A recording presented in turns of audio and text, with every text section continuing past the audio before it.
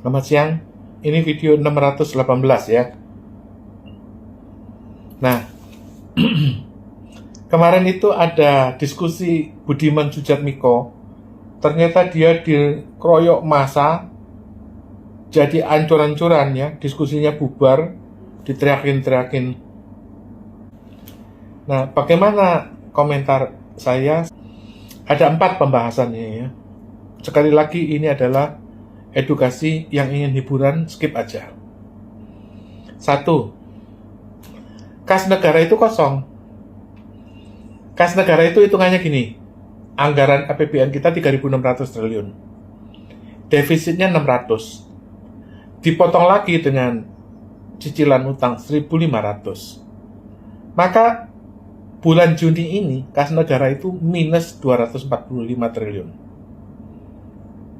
Paham nggak? Jadi bulan Juni minus, apalagi Juli, Agustus, September, Oktober.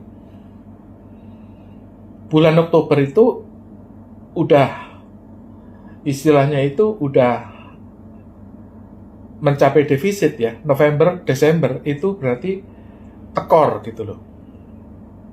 Puncaknya Oktober itu adalah puncak defisit. Gitu. Oktober, November, Desember itu sudah istilahnya itu tekor gitu loh. Dalam kondisi kas negara itu sekarang minus 245 triliun, maka jangankan mahasiswa, PNS juga tekor, bisa-bisa nggak bayaran. Terjadi government shutdown, artinya gaji PNS ditunda karena nggak ada duitnya. Kas negara posisi sekarang itu bulan Juni minus 245 triliun. Oke? Nah, nomor 2, titik terangnya itu apa? Kalau seandainya nggak ada titik terang ya, kita lalu mati lampu seperti di Bogor ya, itu mati lampu, paling nggak digilir itu loh. Bogor Barat, Bogor Timur, Bogor Utara, Bogor Selatan, digilir dari Bogor, Bekasi, Cirebon, digilir, mati lampu. Kalau misalnya nomor 2, nggak ada solusi yang cespleng, pemerintah ini akan jatuh. Untungnya apa? Nah, kalau orang Jawa itu selalu ada untungnya ya. Untungnya adalah, saya punya rekening Soeharto, deposito Soeharto 16.000 triliun. Nomor 2. Paling enggak, selama 5 tahun, itu dengan duitnya Soeharto itu, rekening dorman beku itu, Indonesia selamat 5 tahun. Nah, tapi kan nggak mungkin kita terus pakai duitnya Soeharto 5 tahun terus bokek lagi, kan nggak lucu. Solusi jangka panjang nomor 3 adalah Prabowo itu harus mengerti bahwa sistem kenegaraan kita itu sukses itu berdasarkan mandat. Soekarno itu nggak pernah ada pemilu, nggak ada pemilihan Soekarno, nggak ada. Soeharto juga nggak ada pemilu, nggak ada pemilihan umum milih Soeharto, nggak ada. Presiden itu selalu dipilih oleh MPR, mendapatkan mandat mandataris MPR. Oleh karena itu, sistem kenegaraan kita itu nomor 3 adalah mandat. Mandatnya apa? Mandat itu sudah 400-300 tahun berjalan sejak 1757. Mandat itu kepada pemangku negara, disebut dulu Mangkunegoro 1 sampai 6, kemudian dilanjutin Soekarno, Soeharto. Nah, mandat itu sekarang nomor 3 itu jatuhnya kepada Sanjoyo, Hamidjoyo, Suparto. 5 mandat itu untuk mengadakan perang, 5 mandat ya, mengadakan perang, mencetak uang, mandat untuk pajak, mandat untuk kehakiman, dan satu lagi, saya lupa. Dengan adanya mandat itu ya, poin ketiga, maka Indonesia itu baru bisa mencetak HGU. Dan Indonesia itu nggak usah bayar pajak.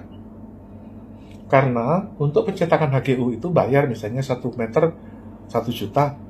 Kalikan 10 juta hektar, Indonesia akan dapat 100.000 triliun dari pajak HGU. Itu aja udah cukup. Selama 300 tahun Indonesia nggak pernah bayar pajak. Karena apa? Sistem Indonesia yang menggunakan pajak HGU.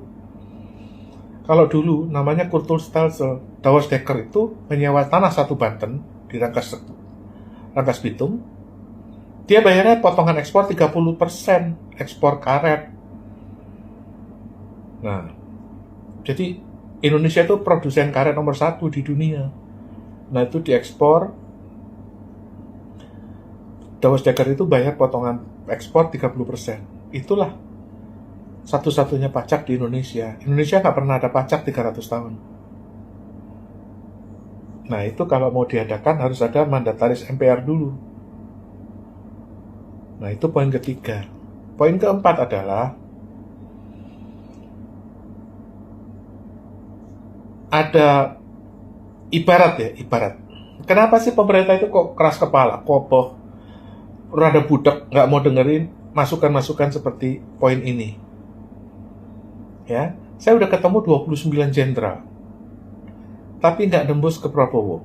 Entah kenapa nggak nyampe pesannya. Apakah jenderal itu males, resiko, atau takut, atau nggak mau ngurus gitu loh, bukan tupoksi saya gitu loh. Nah, untuk urusan negara ya, urusan suksesi itu nggak ada tupoksi jenderal, nggak ada, karena dia itu adalah kepala negara. Itu tugasnya kepala negara gitu loh. Makanya kalau jenderal nggak mau naik ya karena bukan tupoksinya. Nggak ada tupoksi jenderal yang bersifat kepala negara, nggak ada. Keempat poin tadi yang saya ceritakan tadi itu, ya poin keempat, itu butuh orang-orang yang disebut negarawan. Nah, gitu. Nah, kedua, juga ketika misalnya dalam penampungan binatang ya, anjing lah katakan. Itu ada alpha dog namanya, alpha dog. Alpha dog itu anjing yang paling jagoan. Nah, di kepalanya tuh semuanya takut. Ada yang berantem, diparanin sama dia, takut semua.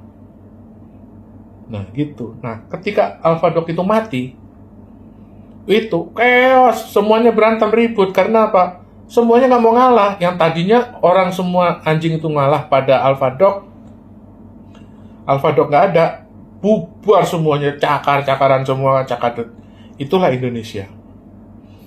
Maka dari itu terjadinya demo-demo seperti yang dikisahkan pada diskusi Budiman Sujatmiko itu tadi, bisa terjadi pada waktu alpha dog-nya itu nggak ada. Oleh karena itu, jangan gampang-gampang suka menurunkan Prabowo. Prabowo turun. Sekali turun mati lampu se-Indonesia. Kenapa? Karena terjadi pertengkaran di antara anjing-anjing di penampungan itu. Oleh karena itu, alpha dog itu harus ada. Harus ada, sejelek-jeleknya Prabowo, harus ada Prabowo itu. Intinya demikian. Terima kasih.